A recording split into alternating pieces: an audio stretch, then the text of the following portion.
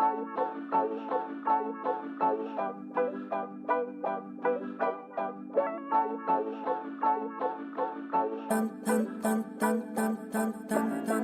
you believe art can change the world? So do I. On this show, we meet artists whose work is doing just that. Welcome to Art Heals All Wounds. I'm your host, Pam Uzel.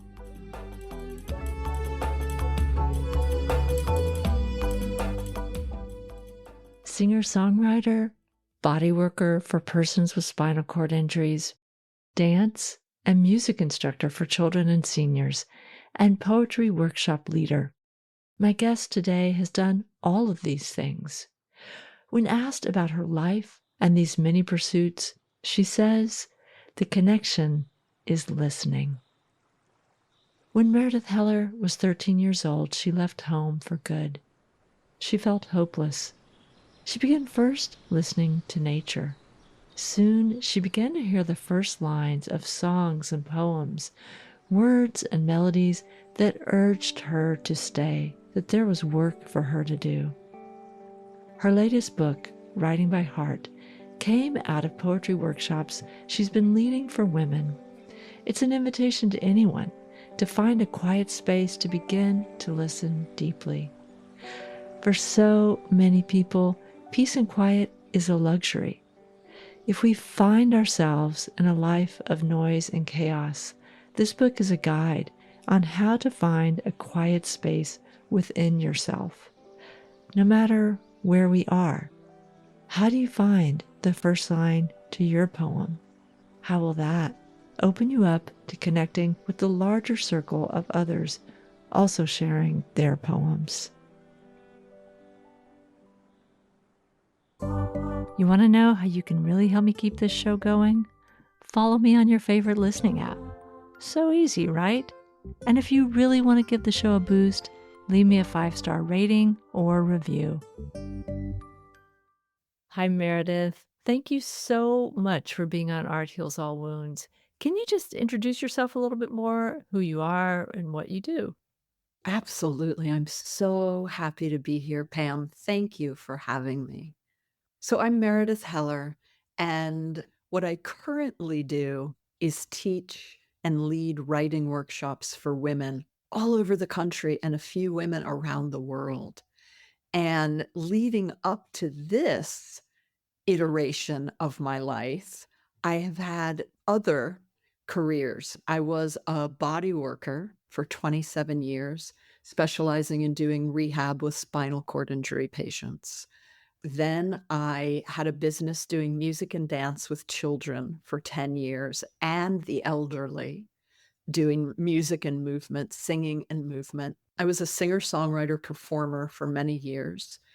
During all of that, I was a poet in the schools for 30 years, specializing with working with at-risk teens. And now all of that led me into leading workshops for adult women. And somebody asked me the other day, what's the connection between all of these? And I realized in that moment that it's listening with my hands into another person's body, looking and listening for places of opening and freedom versus holding, listening as a musician, listening to my body and other people's bodies through dance and movement, working with kids in the schools who are often so resistant, and listening for the openings where they let me in and where they let themselves out. And now holding space for women, which is such a deep listening in a way that's a mirror so that other people can hear themselves. That is profound. I love that connection. That's so interesting. Well, you've written a new book called Writing by Heart, and I would love for you to talk about this book a little bit. Writing by Heart came out of the workshops that I've been doing with women, leading them in personal, self-reflective, self-expressive, poetic writing. This kind of writing where we show up with ourselves really as a practice of presencing. What's bubbling up here with me? What's going on in my belly and in my heart? Really and truly, like not just the surface, but the deep, the underbelly. And feeling safe enough and held enough to be genuine about what's happening, and then to write about it in a way where we actually learn something about ourselves that we might not have known that we knew, but we do. So I started these workshops during the pandemic when we were all isolated and in quarantine and didn't have communities. And I started this as a way of giving us access to a hearth to gather around and share and support each other and let each other know we're not alone. And they grew and blossomed, and the need was huge. So it's been so exciting, and it's my total passion. And I sat down after about 3 years of the workshop and looked at all the information and thought, oh my God, it's so good. The writing invitations are juicy. The poems the women are writing are mind blowing, heartbreaking, open. I have to share this with the world. So I sat down every single day for 2 weeks for about 12 hours a day and wrote the first draft, and then spent the next year making it sing. That is very, very interesting. I want to get into more of the details of this book, but I know that you wrote a previous book called Write a Poem, Save Your Life, and that this work of writing is not theoretical to you about how it heals. Can you share with me? I don't know what happened for you that led you to write that first book and to really discover how healing writing was. Yes, absolutely. Thank you. Writing really did save my life. I left home when I was a young teenager, 12, 13 years old. I started leaving and had left for good at 13. And I raised myself, this was on the East Coast, about 20 minutes outside of Washington, D.C., where I grew up. And I raised myself living out in domes I built in the woods, in abandoned houses along the Potomac River, in old barns. Nature was pretty much the only thing I trusted as I was growing up. It was the only place where I believed what I was hearing and feeling and seeing. So I immersed myself in nature to really learn from nature and the metaphors that I found in nature, how to be human. What are the cycles of living and growing and dying and letting go? And so I was very alone, and I suffered with horrible depressions, and there was really nothing to hold on to. All my friends were dying of suicide and overdose, and I wasn't that far behind them. And poetry and songwriting found me. And I would get the first line of poetry or song lyric with melody in my left ear, like a lifeline, like a work permit that said, stay, stay here. There's something here to work with. There's something worth your time and your attention and your digging into yourself to find a way in and a way through.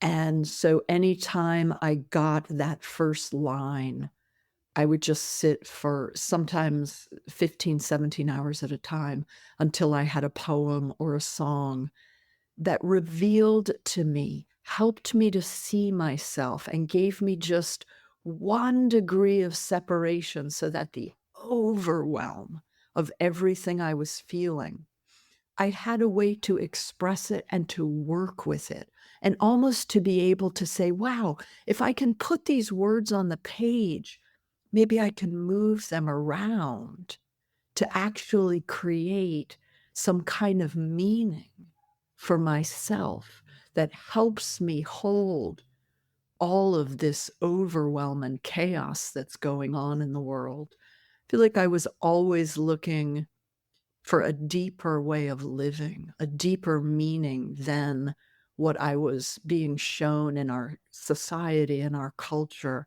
I think I was more of a mystic.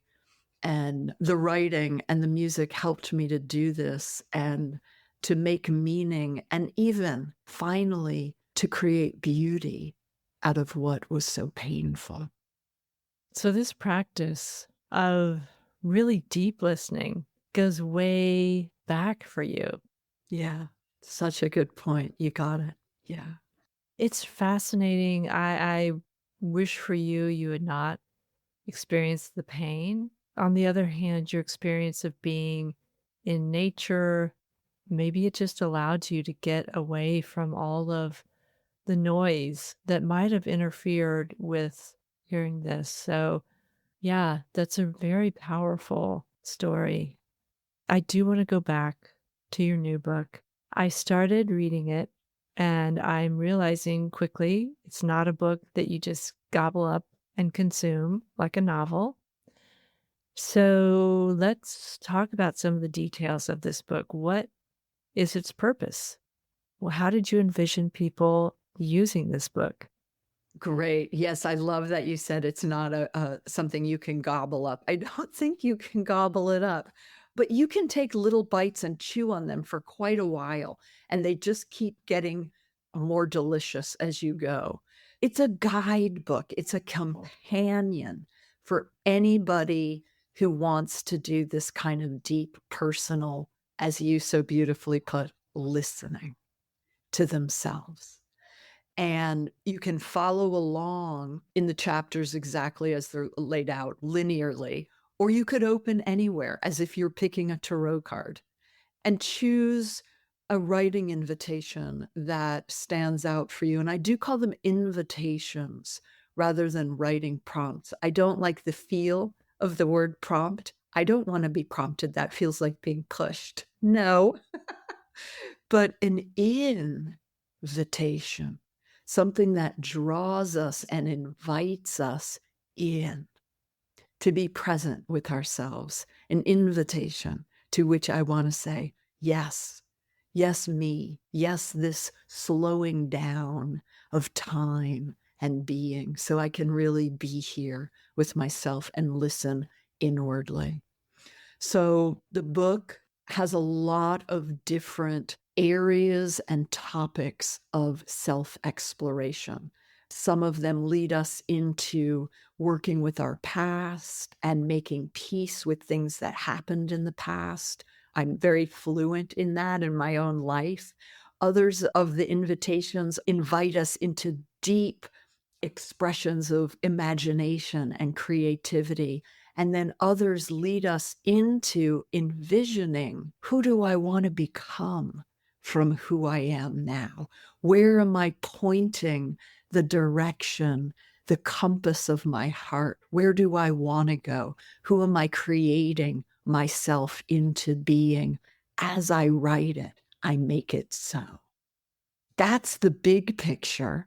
And then within each chapter and each section of the book is a subsection called body mindfulness, which takes you on a guided journey, like a guided meditation, to tune in with your body, with your felt sense, with imagination, with deep psyche, with your angels if you've got them. And this experience generates the information that will go into our writing.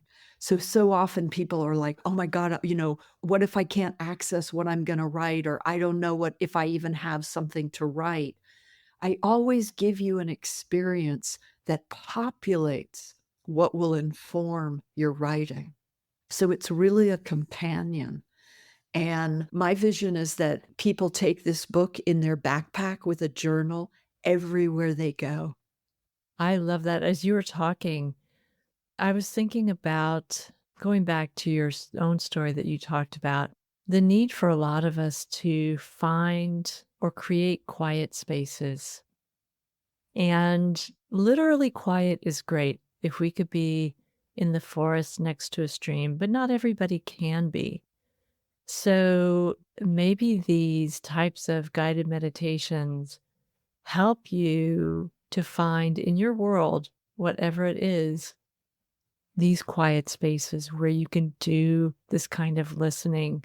And one thing I've been thinking about a lot when I was reading your book this season on my podcast is focusing on connection. And you said something that I thought was so interesting, that we're currently in our culture in a soul deficit and that we've lost our circles. And I would love for you to talk more about that. Yeah, thank you so much. It's so true. And I love how you boil it down to connection. We are tribal beings, even those of us who are loners. And especially as women, we have always gathered together from the beginnings of time to care for the children, to wash the clothes, to make the food, to create home, to sit together in red tent, if that was part of our community and our culture. And we've really lost this. We've really become such compartmentalized, isolated people, whether we live alone or even in our smaller family units. I mean, we've lost extended family. We've lost the whole part where our elders are part of our family and help take care of the youngers and lend their wisdom. We've lost that too. We put our elders away somewhere else. And we are at such a loss because of this. I feel like we're really fractured beings who don't have the whole circle and the whole picture of who we are as human beings. And we also lose the understanding of our own progression as we age, and even accepting the reality of our mortality. This is an important piece of understanding and fully inhabiting our lives right now, knowing that we don't live forever. This is it. This is what we've got. And without that connection with our elders, we can forget that. So gathering in circle, one of the huge reasons I created this workshop is because we learn so much by being with each other, by hearing and sharing our stories. And some of the really beautiful things that happen in workshop, there's this paradox. One is we see and feel our commonality. We're not alone. We hear similar stories from other people, other women who have gone through similar things or are going through similar things, and we glean their wisdom and we say, oh my God, I'm not alone. And that is hugely liberating and connecting. Simultaneously, we learn that my story is unique and it matters. So even though I have the same hopes and fears and desires and loves and longings as other human beings, my way of doing it and what has shaped me in my life is unique, and my voice matters, and it needs to be woven into the whole fabric. And we don't have a lot of these places that hold space for this weaving and depth of connection that feeds the richness of our humanity. Yeah. As you're talking, I'm just thinking about how much creative work has happened in these type of circles. I mean, the first thing that pops into my head are quilting circles. And a lot of the language you talked about, weaving and things like that, I thought, these types of circles have brought about some of the most beautiful creative works, but then talking about preparation of food, of caring for children, that's also very creative work. And another thing that I'm gonna chew on for a while is how these circles that are expansive enough to be multi-generational help us to understand our own mortality. That's not a word that a lot of people have brought up on this show, and I'm really glad that you did. This is our life. We have this opportunity to make something if we want to, but most importantly, to connect, to make relationships, to connect with ourselves. The idea of going to your grave without ever having created these quiet listening moments and then these larger circles is actually tragic. Yeah. And having expressed ourselves as this unique, that will never be done again, our unique signature and fingerprint of who we are, shaped by everything that's happened to us. I always imagine myself as one of those trees on the edge of the mountain, weathered and shaped and leaning and sculpted by life, and I'm willing to be that crazily shaped tree because it's true.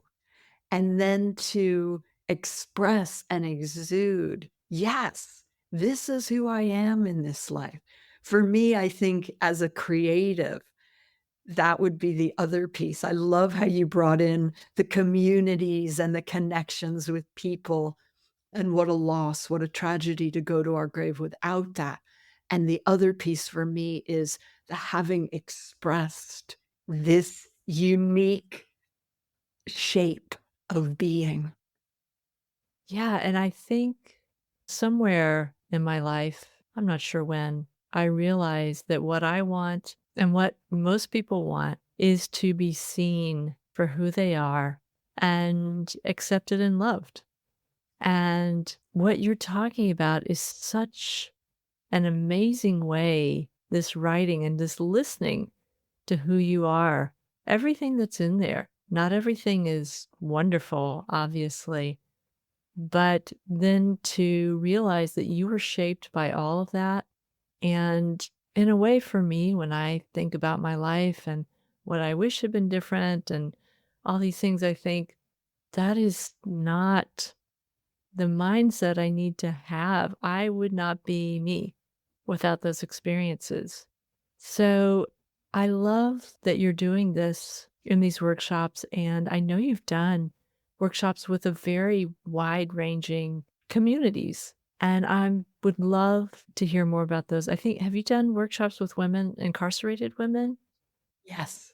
I just wanted to say one more thing. I loved that you brought up the quilting. That was so powerful. Last night in workshop, we're doing a series right now called Love Warrior, tuning our hearts to the key of love and courage, tuning our hearts and our lives.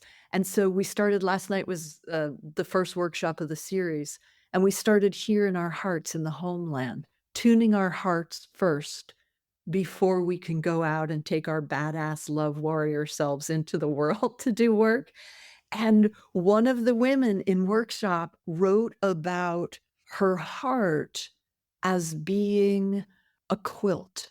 And I just got the depth and breadth of that metaphor. And it goes so much with what you just shared about the not having the regrets for things in our past, but knowing how everything feeds into who we are now and how we show up, and where we've grown our capacity to be able to do and share. And so I was thinking about the quilting and the quilt in this woman's poem last night, and how literally and metaphorically, we take all the pieces of material from the past, the old pajamas, the old blanket, the overalls, the baby bib, the curtains, like everything. And we take those materials, those patterns, those textures, and sew them, stitch them together into the quilt. And that is exactly what we're doing in that workshop and in writing. We're stitching together all the pieces of our lives in a pattern that is able to hold us and, like a quilt, warm us and comfort us into this place where we can rest and be at peace with who we are in this moment in our lives. It's amazing. I think the next workshop is going to be called quilting. That's so cool. I just want to point out too to people who are only listening, when you said homeland, you pointed to yourself. You're not talking about the United States. You're not talking about any particular country. That homeland is, and even beyond our bodies, it's ourselves. So I love that. Thank you for pointing that out. It is. And back to what you said before, homeland, and I put my hand on my heart, homeland, how I sit and make home, how I take my seat in my own heart, in my own being, in relation to my connections with everyone else. Because even those of us who are loners, we are still intricately connected to the whole community of life. Mm. Cannot be any other way. I mean, even if we're in our own little cave eating food, where did the food come from? All the people who went into, all the souls and labor who go into anything in our lives, in our homes, and how we nourish ourselves and care for ourselves. We are a living community. Our heart includes this. This is our homeland. The reason I was thinking about the prison workshops, and this is not the only place, but just this need to find a quiet space, especially when, your freedom of where you are, when you do things, how you do things is so rigid. This ability to find a quiet space. And I am really curious to know how to work with people, not just incarcerated women, but people who really have a challenging time finding that quiet space.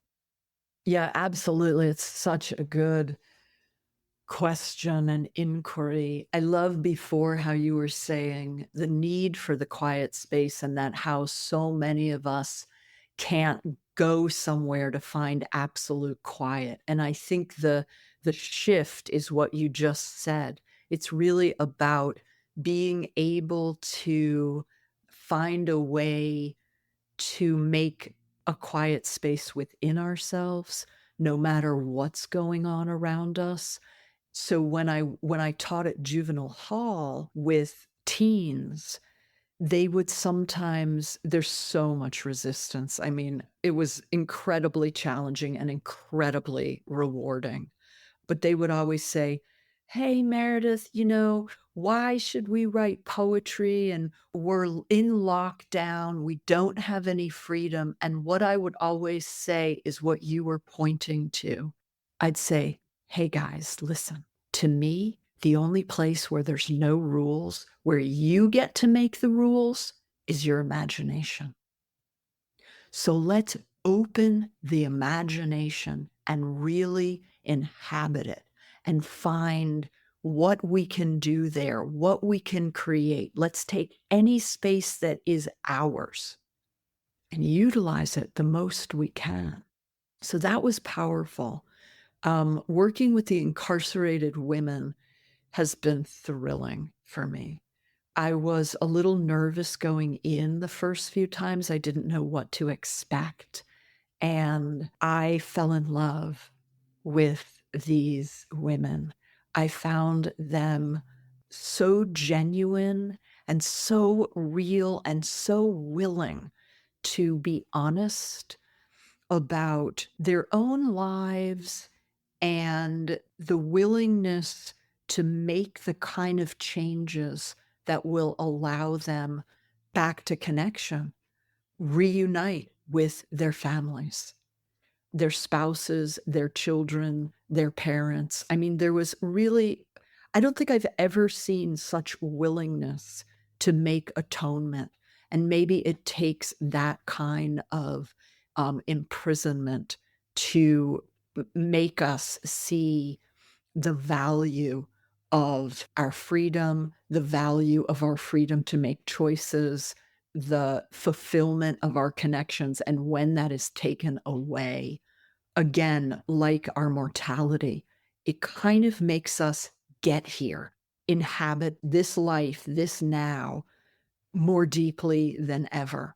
And one of my favorite moments of working with the incarcerated women, all of the women that I work with in the prison, they all get a copy of my book. So when the workshop series was over, they said, "Oh, Meredith, we're going to miss you.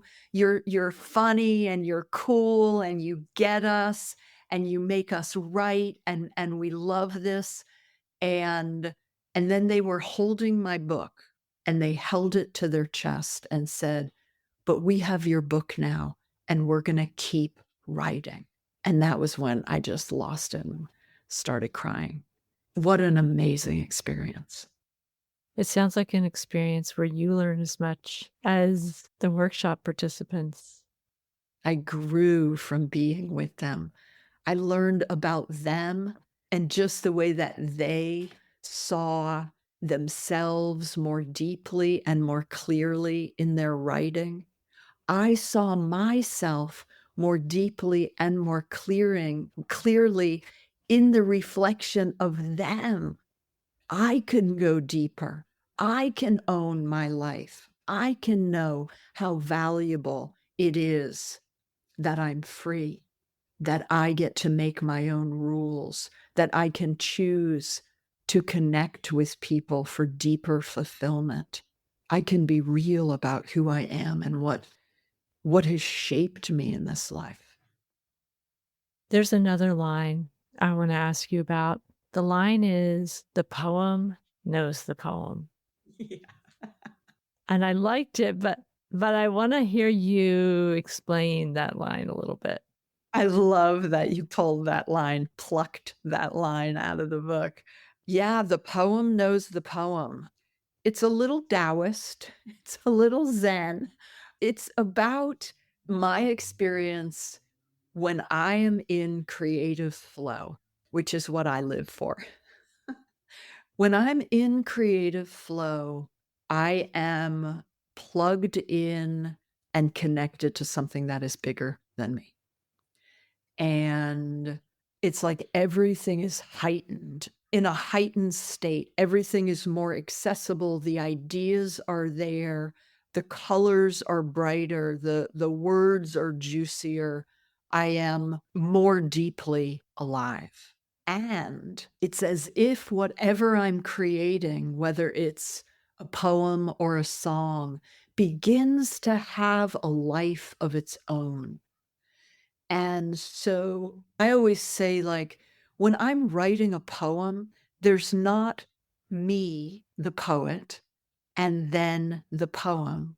There is simply the poeming that is happening.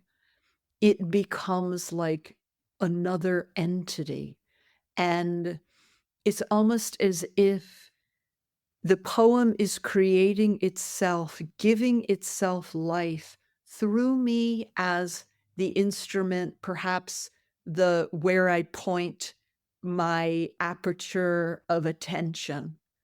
And so again, back to listening, there's the listening into myself and there's the listening into the poem or the song itself, respecting that it almost becomes a living being with its own soul and its own heart. And if I trust it and give myself to it and almost allow it to direct me, it becomes something bigger than I could ever create from the smaller place of, I am making a poem, you know? A poem is making itself with me.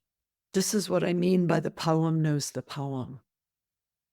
I still think this goes back to that deep listening that you talk about that you've been practicing in your life. Another line I loved is writing is medicine, which I believe, but I don't do as much writing as you do. I don't lead workshops in writing. And I would love to hear about your experience that makes you say something like this. Yeah, thank you. Definitely one of my favorite lines and experiences. Writing is medicine. I think one of the beautiful things that happens when we approach our writing as a practice, like we dip into it often, and it's not about writing for an audience. So I always say this is a poetry practice, not a poetry perfect. And so that gives us room to explore and experiment and listen without needing to shape it into something that is marketable, like that. So, one of the beautiful things that happens when we show up in this writing practice is that it's kind of a piece of the poem knows the poem. We begin to write in a way where we make room to not know. We make room for the unknown and to not have to know. So the less we know when we sit down to write, the better.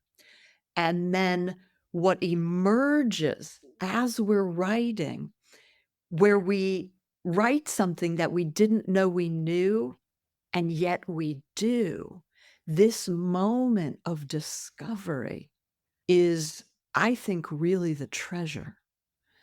And digging in and pulling up our own treasures builds trust in ourselves, builds resourcefulness, builds relationship and communion and communication with deep psyche, our muse, the creative life force.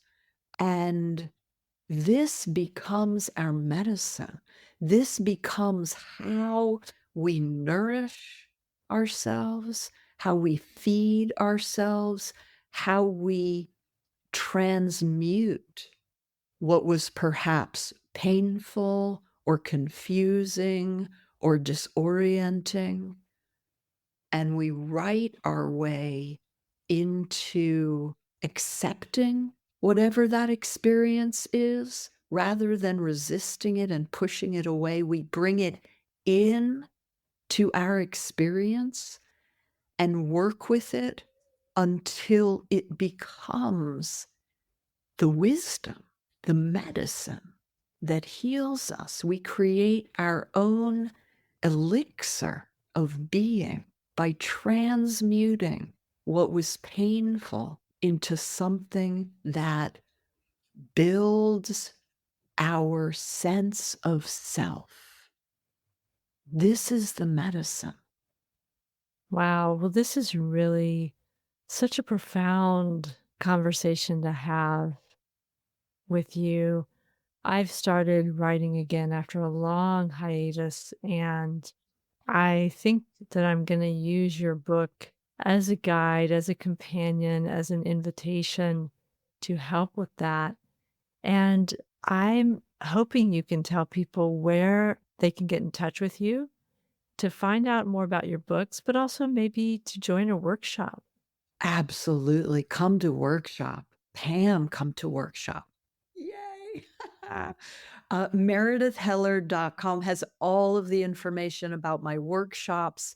The books, both books are available everywhere books are sold. So go to your favorite, whether that's Amazon or your indie bookstore, and get the books and follow along. And for anybody who feels the call to write, both new writers and seasoned writers who maybe just need a way to touch in a fresh way. So many times we have so much judgment around our writing that blocks us from what we were just talking about, the good medicine that happens when we dip in with our writing. It's really a friendship and a communion with ourselves. And this is a gift. Well, thank you so much. Thank you for being on the show, and thank you for doing this work. I'm going to think about that soul deficit and then the medicine for it for a long time. Thank you so much. I have loved talking with you. You're listening to Art Heals All Wounds.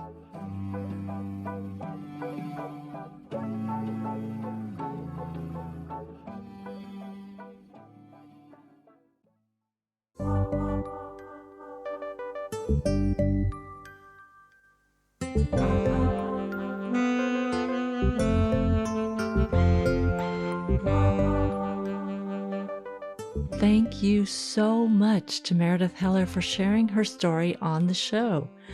I'm feeling inspired to commit to a writing practice using Meredith's book as a guide. I'll put a link to Meredith's website in the show notes so that you can find out more about her book, Writing by Heart. Do you have a story to share about how art and creativity play a role in your life? Share it with me in a voicemail and I'll share it on the show. Do you know that every time you share your story, you help someone? It's true. Just go to my website, arthealsallwoundspodcast.com, and click on the big button that says, Leave Pam a voicemail. If this show is valuable to you, and if you feel like you're able, you can also leave me a small donation at the Buy Me a Coffee link at the top of my website. This show is completely independent, so anything you leave helps me pay for the expenses of making it. Thanks for listening. The music you've heard in this podcast is by Ketsa and Lobo Loco. This podcast was edited by Eva Hristova.